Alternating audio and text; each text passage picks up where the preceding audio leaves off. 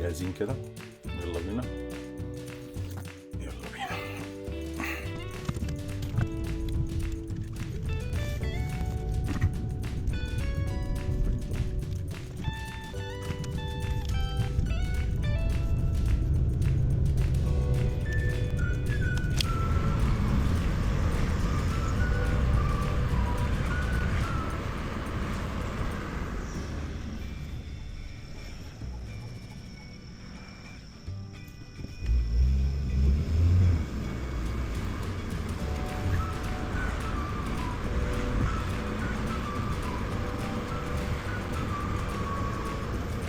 انا مش عارف الصوت هيبقى واضح ولا لا، بس شايفين اليافطه دي؟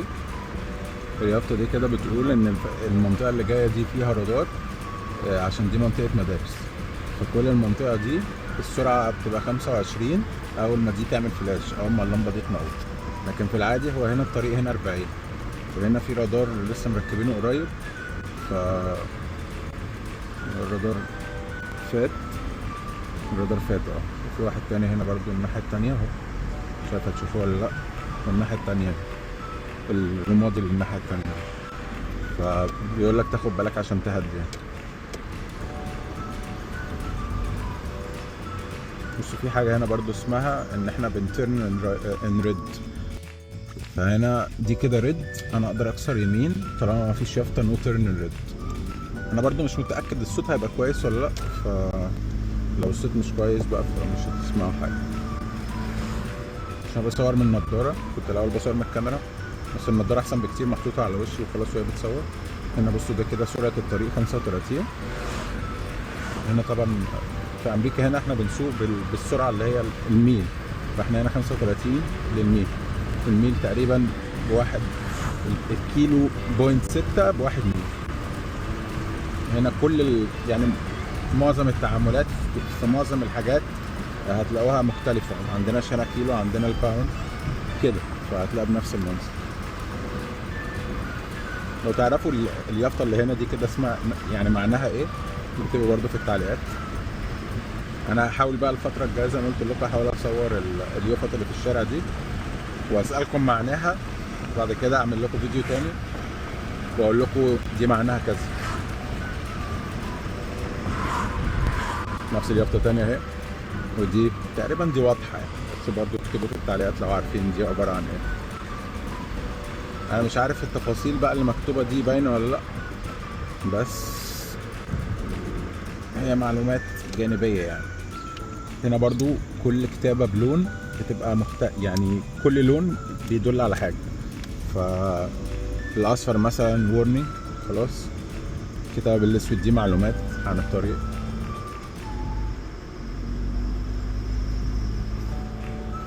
انا رايح الكنيسه دلوقتي. معلش اول مره اعمل موضوع يعني، مش اول مره، انا كنت صورت قبل كده فيديو في بدايه القناه ان انا كنت رايح كنت بوريكم يوم اجازتي ايه. هحاول الفتره الجايه يعني، مش عارف هنجح ولا لا، بس هحاول ان انا اصور دي ستوب ساين، فتيجي عندها تعمل كومبليت ستوب، تاكد ان مفيش الناحيه التانيه اي حد، بعد كده تمشي. واوقات هنا بيكون في كاميرات على الستوب ساين، فلو ما ستوبتش بطريقه صح، لان انا خدت 2 تيكت بسبب الستوب ساين. هديت ما وقفتش يعني، هديت مع ان انا حسيت ان انا وقفت، بس انا لما بصيت على المخالفه في فيديو للمخالفه يعني، فلقيت نفسي جيت هديت قوي وبعد كده مشيت، فما عملتش كومبليت ستوب. فنزلوا لي 2 تيكت، كل تيكت ب $100.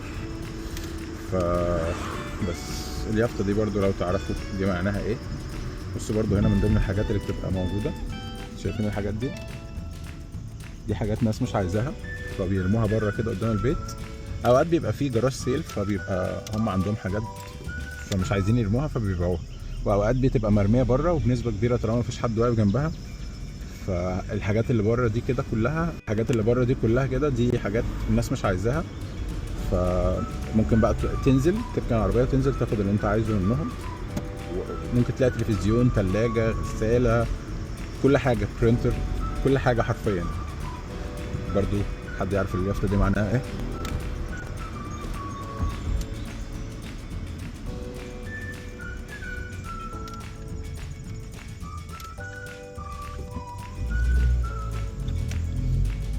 نشوف هو بيعمل ايه. بس هو تقريبا بيغسل البتاع اللي بيزق ده. هنكسر شمال. احنا رايحين الكنيسه دلوقتي. دخلت في الكلام ونسيت. احنا رايحين الكنيسه. انا رايح الكنيسه يعني، وبعدها هروح اشتري شويه حاجات اللي هو الاكل بتاع الاسبوع. بصوا هنا برضو في سناجب كتير قوي. سنجابه. احلى حاجه في موضوع المقدره دي ان انا ببص على حاجه وهي بتصور. هو المشكله بس الفيديو هيطلع طولي، بس معلش بقى زقوا معايا. هو ما عنديش حل يعني الا بقى ان انا البس البتاع، البسه على راسي، فالموضوع هيبقى سخيف يعني. بصوا طول ما هي بتنور كده فدي معناها انها بتسجل. يعني مشكلتها برضو انها بتسجل 3 دقايق بس، فهفضل بقى احط فيديو 3 دقايق في 3 دقايق. مش متاكد ان الصوت هيبقى احسن حاجه، فمعلش برضو يعني سامحوني لو الصوت مش افضل حاجه. هحاول ان انا ممكن ابقى يعني اعمل فويس اوفر كده مع الفيديو يعني. انا هحاول الفتره الجايه احاول اطور من القناه. انتوا برضو قولوا لي لو عايزين حاجه معينه ممكن اعملها، قولوا لي برضو في التعليقات بحيث ان ايه احاول اطور من القناه واوريكم برضو الحاجات اللي انتوا حابين تشوفوها يعني. بس هروح الكنيسه، وبعد ما اخلص الكنيسه هشتري شويه حاجات، وبعد كده ارجع البيت تقريبا. يعني ده اليوم لو ما فيش عندي حاجه تاني تقريبا. تقريبا مش هطبخ لان احنا الفتره الجايه في صيام، يعني الاربع او الخميس. هو الاربع المفروض الصيام، بس يعني المفروض ان الفتره دي مش عارف اكل يعني لحوم وكده، فهيبقى في سمك في الصيام ده. بس فهحاول طبعا ما بطبخش انا في الصيام لان ما فيش حاجه اكلها في الصيام، فباكل بطاطس مثلا. لما اجيب في حاجات بقى لقيتها هنا اكتشفتها، الحاجات الفيجيتيريان، فبتبقى بتدي يعني طعم شويه. هو في مصر ما كنتش باكل الحاجات دي، بس بصراحه من ساعه ما جيت هنا حسيت ان الموضوع يعني ان انا اقعد اطبخ وبضيع وقت كتير قوي في موضوع الطبيخ ده، فحسيت الموضوع بياخد وقت. فلقيت الحاجات الفيجيتيريان دي هي بتدي شويه طعم من الحاجات اللي هي الفطار اللحوم وكده. حاجه سريعه بحطها في الميكروويف وبطلع على طول بالعيش واكلها، او لو عامل مكرونه ولا حاجه، فالموضوع بيبقى لطيف يعني عشان انجز بصراحه. انجزت معايا. مش هحاول ارغي كتير بقى عشان ايه الفيديو ما يبقاش طويل على الفاضي. نخلي الفتره الجايه دي كده كلها اسكت لغايه 12 ونجري بقى الحته دي لغايه لما نوصل، وبعد كده نشوف بقى اليوم هيمشي ازاي. نفس العلامه تانية.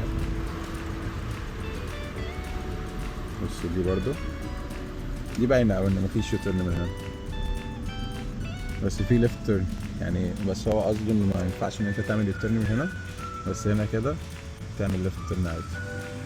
طبعا انت لو عايز تعمل يوتيرن ممكن تمشي من اليمين كده وتلف وترجع.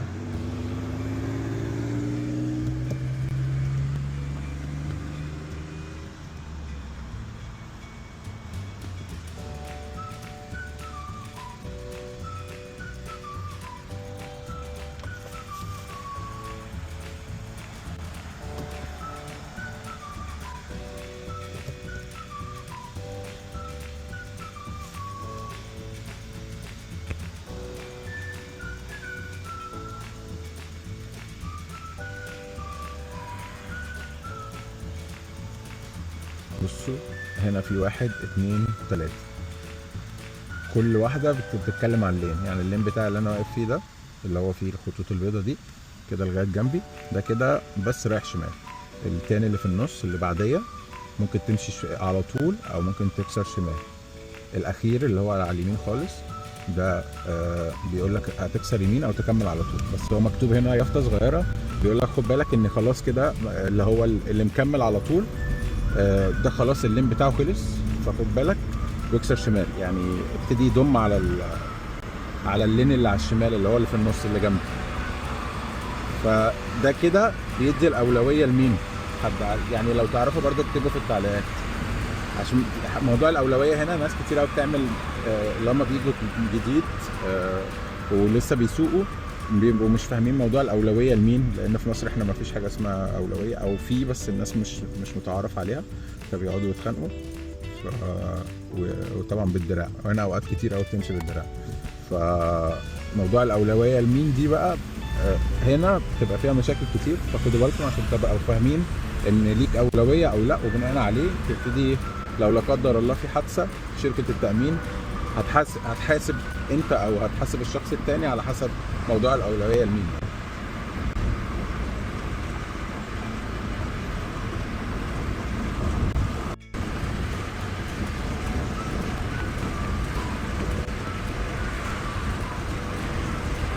بصوا ده كده الاخضر ده رادار برضو، بس تقريبا مش شغال. الواحد من كتر ما بيسوق وبيشوف الرادارات مش عارف مكانه.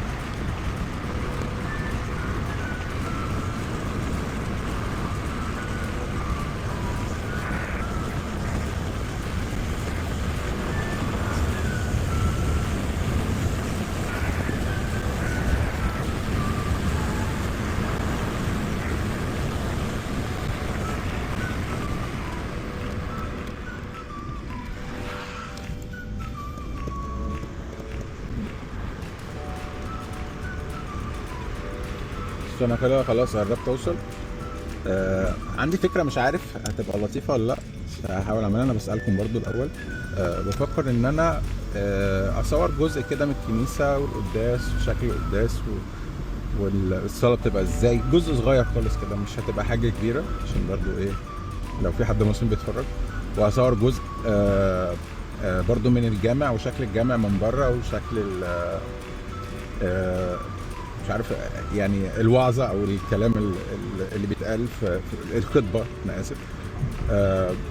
بفكر ان انا اعمل كده، فمش عارف هتحبوا الموضوع ده ولا لا. مش هيبقى برضو كتير عشان لو في حد مسلم او مسيحي فما يبقاش ايه متضايق. فمش عارف انتوا ايه رايكم في الموضوع ده. بس احنا وصلنا الكنيسه اهي. بصوا انا لسه مخلص الكنيسه دلوقتي. بعد كده عندي دلوقتي بقى اروح وول مارت اشتري شويه حاجات، وبعدها تقريبا هروح. ما عنديش حاجه، هقعد بقى اذاكر واكل. فخليكم متابعين الفيديو. ماشي.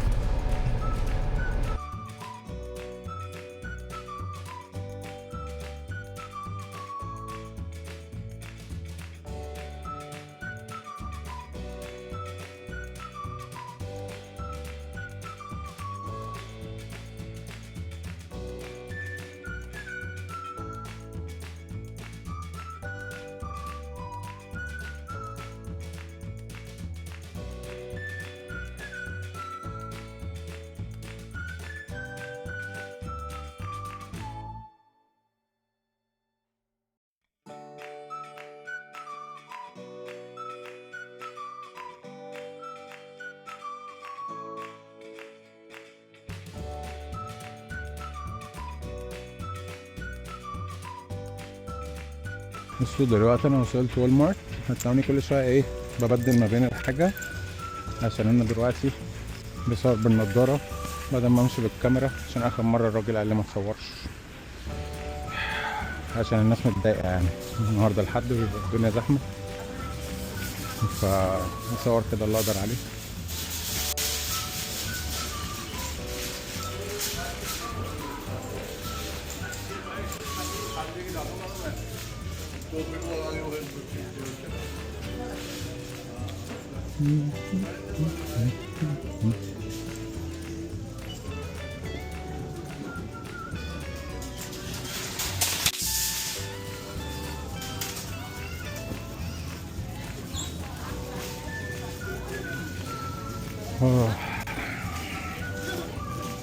انا مش محتاج خضروات تقريبا مش محتاج خضروات خالص. نخش كده.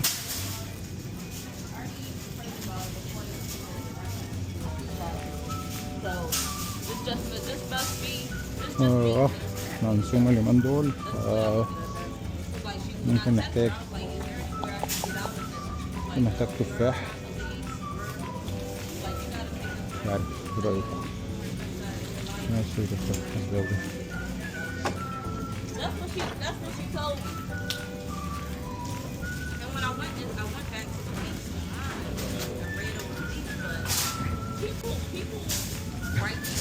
ثانك يو. نو وريز.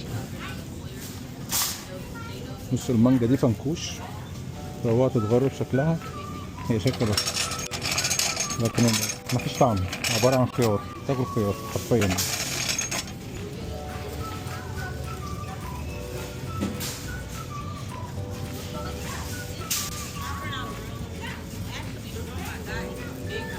بصوا احنا كده بالباوند، الباوند تقريبا نص كيلو بالدولار وكسور. ماشي، مش هحتاج كتير. 108 4.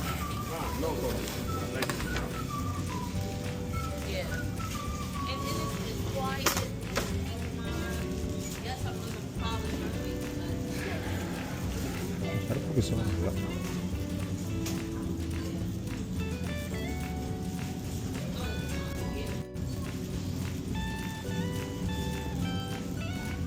انا كنت عايز ايه تاني؟ موز، السوق، الموز هنا ايه؟ ده مفيش اورجانيك النهارده، فممكن انا مش عايز كتير لان كده كان عندي في البيت. ناخد 3 الباوند ب52 سنت.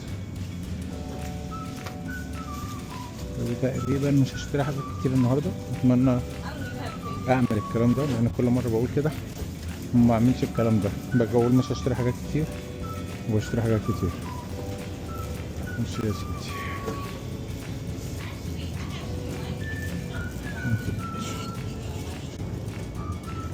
البتاع ده ب$6 او $7، 6.68. بحب طعمه اوي.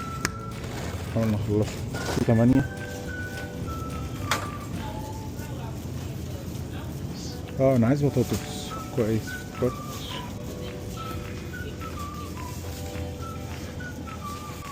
بس عشان نشتري بطاطس.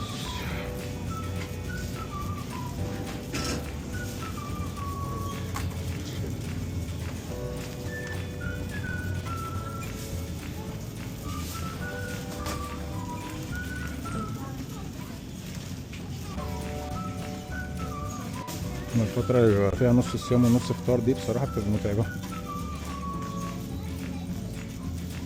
عايزين كيس بطاطس. ممكن ناخد ده نص الكيس $6، 88. 5 علبة يعني تقريبا 2 كيلو ونص. ممكن ناخد الكيس ده عشان نعمل بطاطس صوابع. الصيام عندنا في سمك، بس الأربع والجمعة ما باكلش سمك. في بطاطس جاهزة زي اللي الشبح ده ماسكها، بس طعمها مبيبقاش حلو زي اللي لسه متقطعة. وهنا في الجمبري. الصيام ده في جمبري، انا اساسا نسيت. احنا مش هنجيب حاجة، احنا هنجيب حاجات كتير، بس برضه مش عايز اكتر. لسه عايز اوريكم حاجة. ده تايسون، ده بيبيع فراخ حاجات جاهزة كده، تحطها في الميكرويف على طول. الكيس في الناحية التانية هوريكم. الاول اشتري بس الجمبري. مفيش يلعب. بصوا ده تايسون، كيس الفراخ، كيس صغير في ده كده، ده $7 وفي ده $12. ده عامل زي البانيه كده، عامل زي البانيه ستريبس. بصوا ده الجمبري اللي بجيبه، كيس كده، كيس هو جواه كيس، ده $8.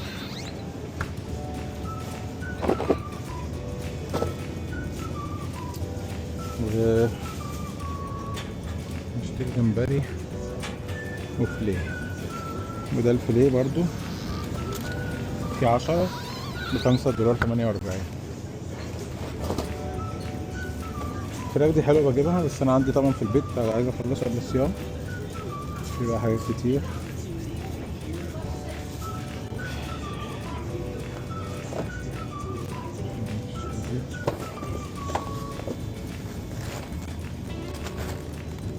بصوا اللي شايفين العلامة دي كده، اي حاجة عليها العلامة دي فدي معناها ان هي حلال. طالما عليها يو دي يبقى هي حلال. تمام. في برضه في اكياس الكفته دي. طبعا انت هنا، ودي بطاطس، نص باكت البطاطس ده كله معمول عليه $7 تقريبا. كيلو $7. باكت كبير يعني 5 تقريبا 2 كيلو ونص. شو هنا برضو في شوكولاتات. بصوا دي الاسعار، $2 وكسور اللي هي كابري. ده رينج الاسعار.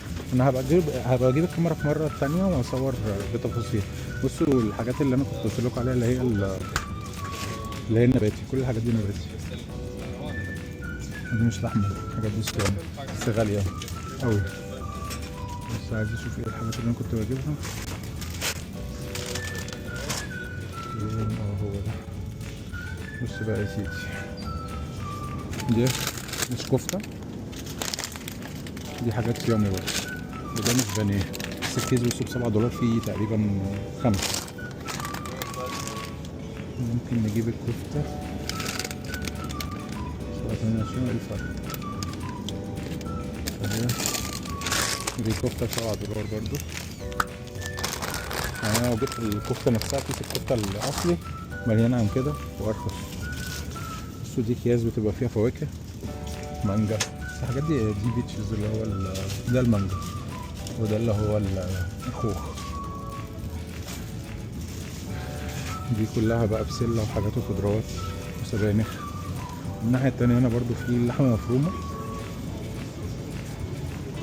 انا بعمل لكم فيديو لوحده اسمه ايه ده. بصوا هنا بقى ايه الصوصات والمكرونات، الصلصه. انا كان معايا حاجات الاربع حاجات بقية الاسبوع شكل كده. بصوا كل دي كده صوصات. كاتشب 3 وكسور صغير. بصوا هنا الحاجات دي عربية، اللي هو النيدو. نعمل متشكرين. الله مش مكتوب. كريم تشيز. بصوا السمنة دي زيت، دي $10 وكسور. علبة السمنة الصغيرة دي. أي حاجة عربي هنا بتبقى ضرب النار. ده تقريبا لب عامل $8. الحاجات اللي ورا دي كلها السودان معمول $5. ده برضو اوكلر، ده تقريبا تركي. ده عامل $4 وكسور. I'm so sorry.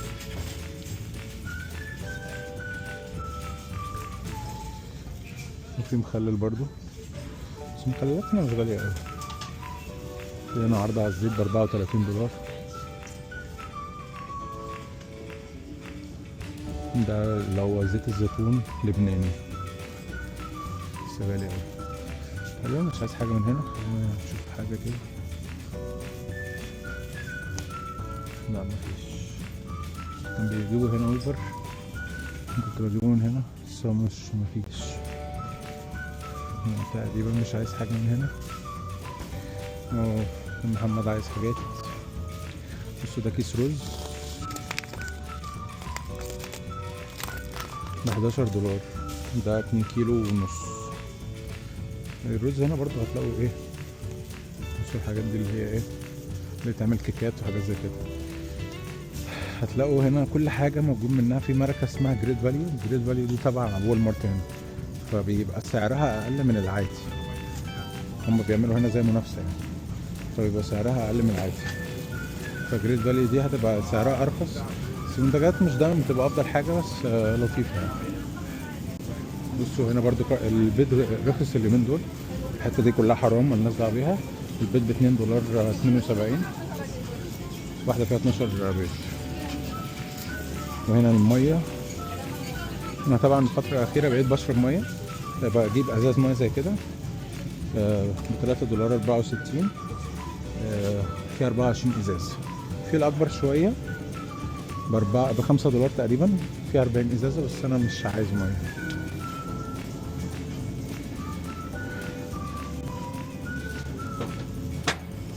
بصوا هنا برضو الزبادي وحاجات، وهنا اللي هو الحاجات اللي ده بيبقى عامل زي الكايزر. بص العصير ده طعمه حلو أوي، اسمه صاني دي، عصير برتقال بس طعمه حلو أوي. بصوا هنا برضو ده جالون اللبن، جالون اللبن ده عامل 3.68 كده. بصوا في اللي هو الصغير اللي فوق ده عامل 2.68 وده الكبير ده 3.68. بصوا الاكل هنا مش ازمه يعني مش ازمه كبيره.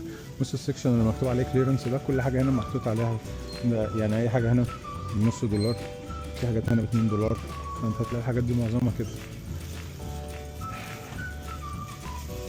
ممكن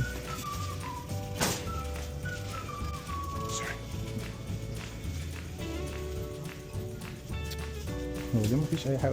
بسكوت، شوف البسكوت ده طعمه حلو قوي، موجود في مصر بتاع بسكوت مصر، بسكوت. ممكن نشتري حبه صغيرين كده. ماشي هاخد ده.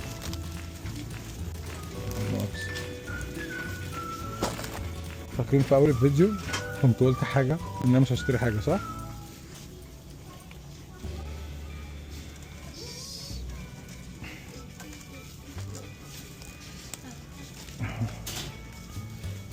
دي ب3.88 دولار.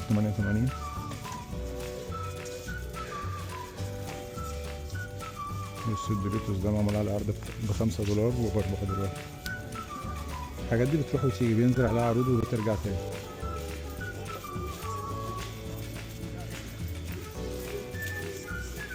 بص الحاجات دي بتاعت المنظفات، دي بتاعت تايد دي ب24 دولار كلها. في حاجات دي كلها منظفات. دي عامل لها فيديو بقى، بجيب كده الكاميرا ونحاول نصور كله. برضو لو في حاجة في التعليقات عايزين تصوروها حاجة معينة اكتبولي، وهبقى اجي في مرة كده ايه اروح فرع حتى غير الفرع المعفن ده واروح فرع تاني واصور لكم الحاجات اللي انتوا عايزينها كلها.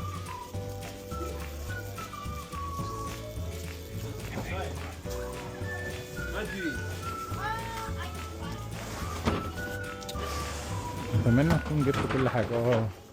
محمد كان عايز سكينة. لا ده من قدام.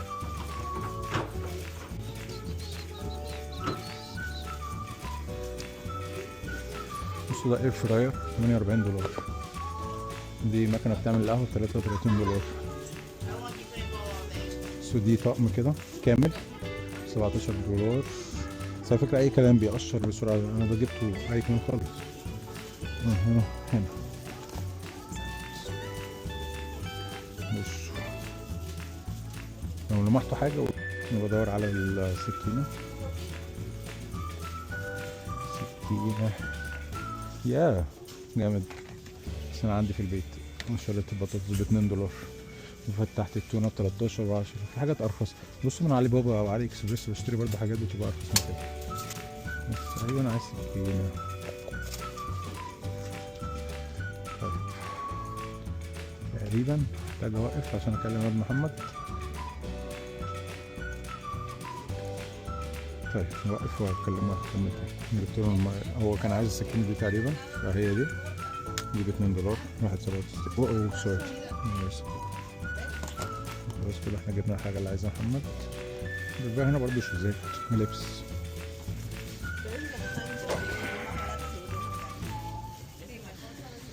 ماشي كده جبنا كل حاجة. محمد كان عايز دي، ماشي حاجة تاني. الشنطة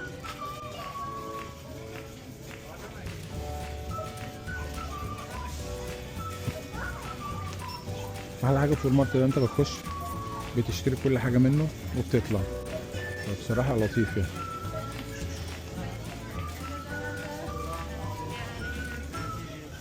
بس هنا كل الجنسيات. خير هو دي تقريبا هو ده. محمد عايز العكس 60. مش عارف اقول له ده ريحته حلوه ولا لا. شوف دي ب4 دولار 97، يعني 5 دولار تقريبا.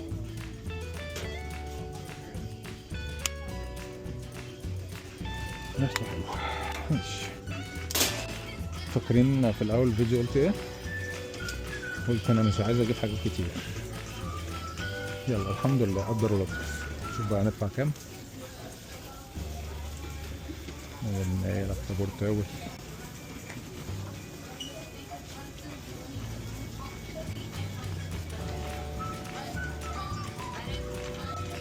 بصوا شايفين البتاع اللي فوق الخضرا دي؟ ده معناه ان انا خلصت، فتقدر تروح تستخدمها.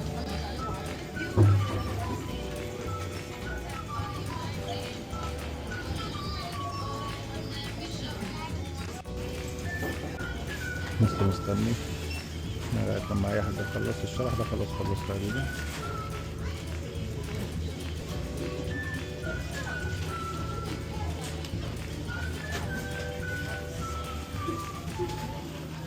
المفروض خلاص. ماشي خلاص. يلا نسكن بقى كل الحاجات دي.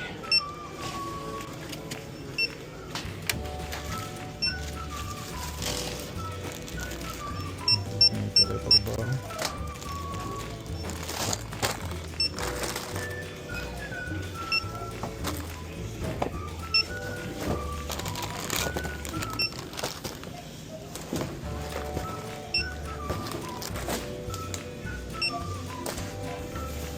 بس الحاجات الباقية دي نسبة كبيرة عايزة تتوزن.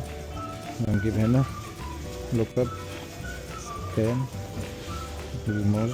في هنا التاني ده اللي هو التاني ده الأورجانيك. تفاح.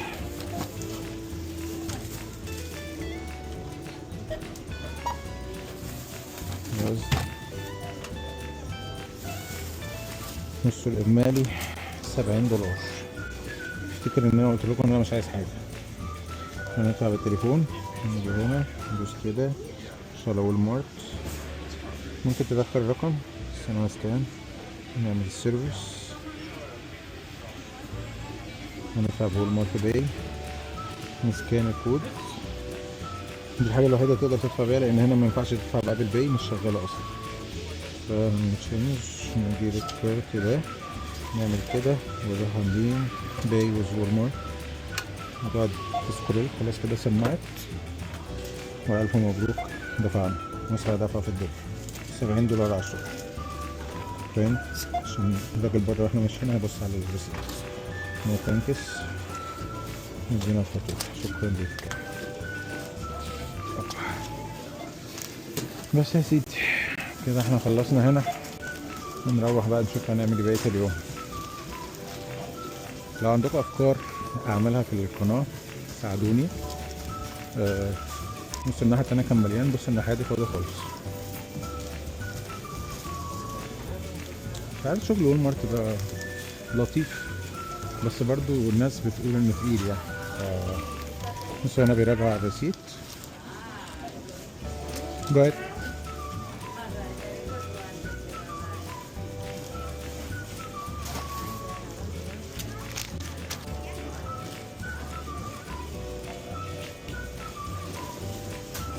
كده بص يا سيدي خلصنا كده وول مارت. ماشي بقى هتلاقوا الفيديوهات شوية بالطول شوية بالعرض. مش الموضوع ان انا بصور كده. بصراحة الكاميرا لازم تبقى ثابتة على الجسم. النضارة مش اي حد هيلاحظ ان انا بصور. بصراحة ده اللي مريحني يعني. كده خلصنا. هنحط الحاجة في العربية وبعدها هنشوف بقى ايه هنروح فين تاني. المدارس قربت هيشتغلوا مفروض اخر الشهر ده. في شهر 8. مش عارف شهر اخر. مش عارف ده كان اخر الشهر ده تقريبا. هيبتدوا اخر الشهر الجاي شهر 9. بس في حاجة بتبتدي اليومين دول. ولكن فين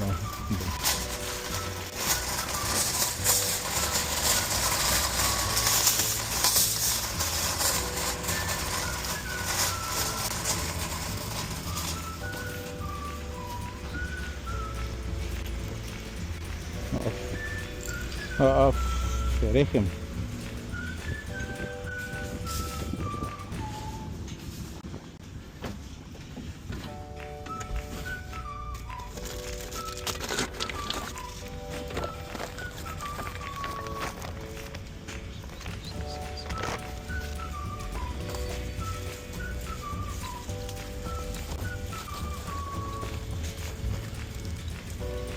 بقى يا سيدي، نفتح دي ممكن نحط الكيس، نحط دي على طول كده على طول. اي حاجة ساقعة تاني دي نفتحها ونحط الكيس.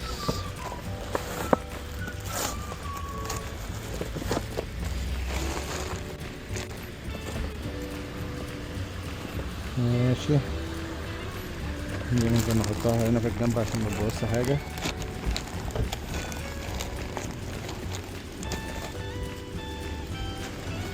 هنا وهنا هنزل تحت هنا. وقفي بقى رخمة اوي. دول هنا طبعا انت لو شغال في وول مارت او حاجة بتحط شنط، المفروض ما تحطش الشامبو الا في شنطة لوحده. طبعا عشان انا بحط الحاجة لنفسي مش محتاج المعلومة دي غير نحطهم عندي في العربية عشان دول ان فيهم واحنا شغالين، يعني اوبر فببقى عايز اي حاجة. انا عايز اقول لكم الفترة دي انا ما باكلش حاجة خالص وانا في العربية. خلاص كده نحط دول هنا.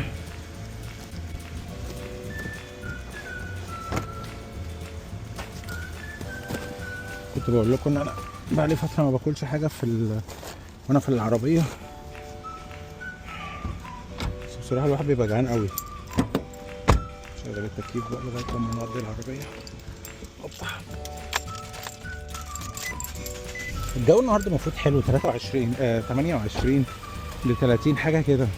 المفروض الجو يبقى حلو، مش عارف الجو حر ليه كده، بالذات جوه العربية الجو كده صعب قوي.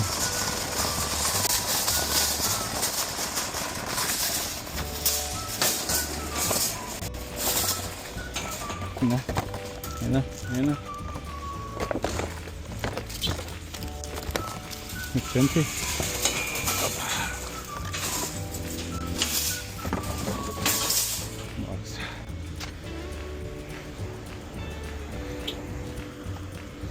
بس يا سيدي. كده خلصنا وول مارت.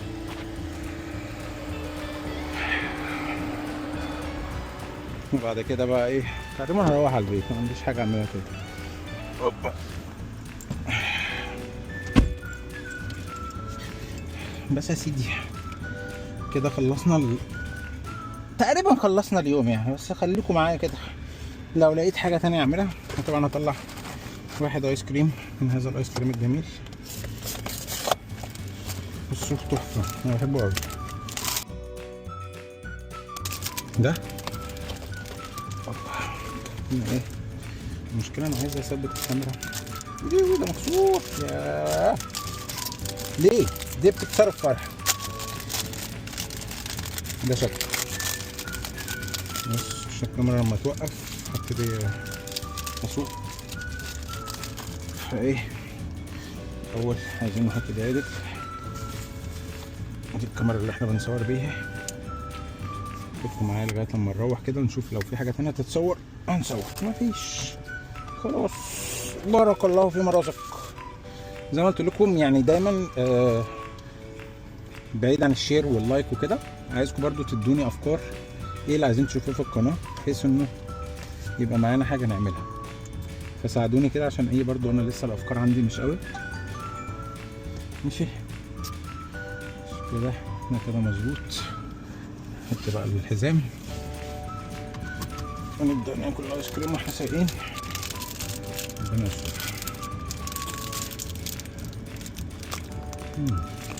تحفه.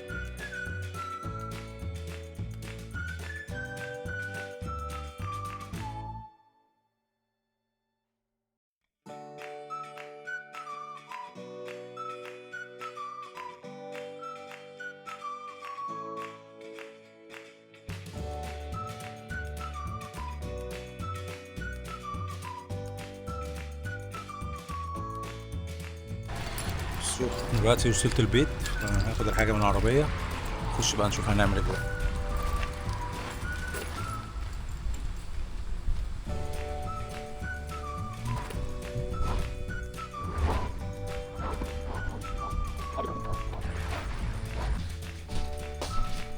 بصوا بقى، مش عايز حد يتريق عشان ايه الاوضه مكركبه حبتين، ف محدش يتريق. انت لو مكاني هتبقى الاوضه مكركبه عندك برضو نفس الكلام. كده انا خلصت ووزعت الحاجه اللي جبتها و خلاص كده المفروض يعني هقلع وابتدي اشوف بقى هعمل ايه في اليوم.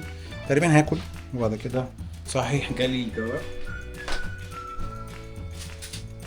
في دفع فلوس، هي مش غرامه بس. بصوا هنا في فيرجينيا مشكله من المشاكل اللي فيها يعني ان انا بدفع ضرايب على العربيه، فده كده جواب بتاع الضرايب جاي لي من الضرايب خلاص.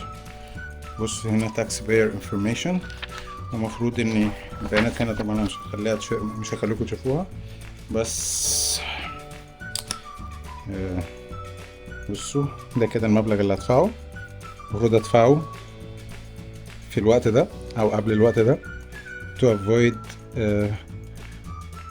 penalties and legal action، عشان يعني ما يبقاش فيه اي مشاكل، سواء بقى ينزل لي هو يعني دي كده مش غرامة قد ما ممكن يحصل لي مشكلة legal action خلاص. فهي $188، هم المفروض كانوا اكتر من كده يعني. بصوا هنا كده كانوا 300 وكسور وعملوا لي خصم، تقريبا عرفوا ان انا بشتغل بالعربية، فعشان انا عملوا لي حاجة اسمها ما تبصوش على بيانات العربية حاجة عشان ما حدش، انا مش عارف يعني حد ممكن يعمل لي حاجة ولا لا.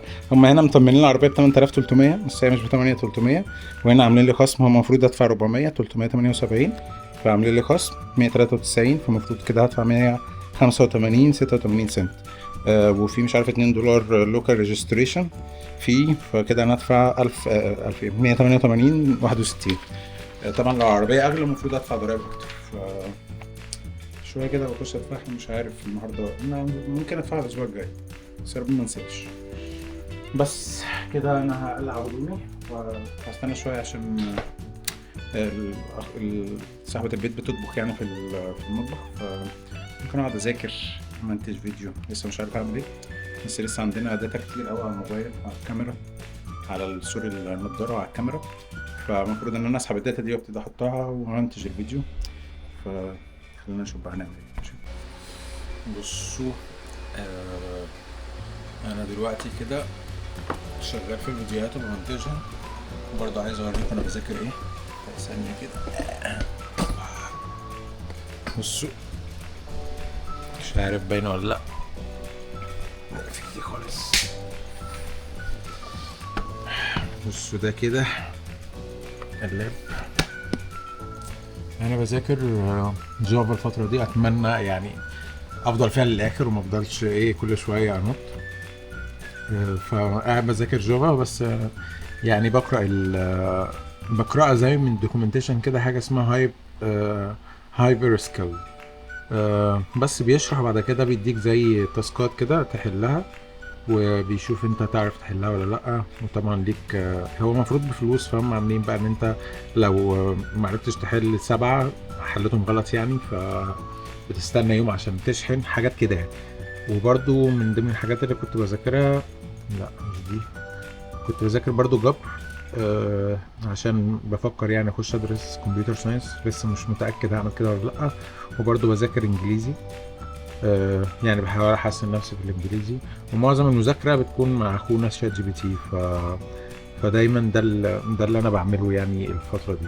طبعا من ضمن الحاجات اللي بعملها ان انا بتدلع وبفضل العب في التليفون شويه واضيع وقت، وطبعا الفيديوهات. فدلوقتي انا كده قاعد شغال على فيديو بمنتجه، وبعد ما اخلص الفيديو هخش في الفيديو اللي احنا بقى شغالين فيه ده ومنتجه وارفعه، مش عارف هينزل امتى.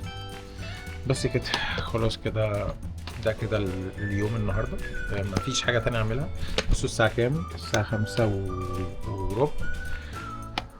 وده كده كان الفيديو بتاع النهارده، اتمنى الفيديو يكون عجبكم. لو عندكم افكار في حاجه معينه عايزين نعملها في مكان معين عايزين نصور فيه، ممكن كمان معلش الأوضة متكركبة. هي دي العلبة بتاعت التلاجة، فأنا حاططها بالعرض كده، حاطط عليها شوية حاجات من فوق. هي الأوضة كبيرة بس أنا حاطط فيها حاجات كتير يعني. بس فشوفوا لو عايزين أي حاجة برضو أعملها ممكن أعملها. هحاول برضو موضوع الفيديوهات يعني فكرة الفيديوهات دي إن أنا قعدت اتفرجت على كذا حد من بتوع صناع المحتوى، فلقيتهم في البداية كانت الدنيا رايحة، لأن أنا محبط جدا إن أنا مش عارف أعمل محتوى كويس يعني. فابتديت ان انا يعني ابص كده على الناس واشوف عاملين ازاي الناس اللي بتصور دلوقتي بحاجات حلوه وشكل حلو ومونتاج تحفه. في البدايه كانوا على الله خالص، فده شجعني قوي وقلت بقى ابتدي ايه، احاول اصور كتير حتى لو مش هصور معلومات كتير، بس تبقوا معايا كده في الرحله لغايه لما اتطور وابتدي اخرج بقى فيديو كويس يعني. بس ده كده اليوم بتاع النهارده. اشوف هقدر اصور بكره، يعني هحاول اصور كده كل كام يوم، كل يوم لو عرفت، بس هو مفيش حاجه شديده ممكن اصور فيها، عشان كده انا مش يعني مش عايز اخدكم معايا الا لما يكون في حاجه تكون كده فيها اكتيفيتي يعني. بس فكده اليوم خلص، واتمنى الفيديو يكون عجبكم. ما تنساش تتفاعل مع الفيديو، وشكرا لو شفت لغايه هنا. لايك شير سبسكرايب، واشوفكم الحلقه الجايه. سلام.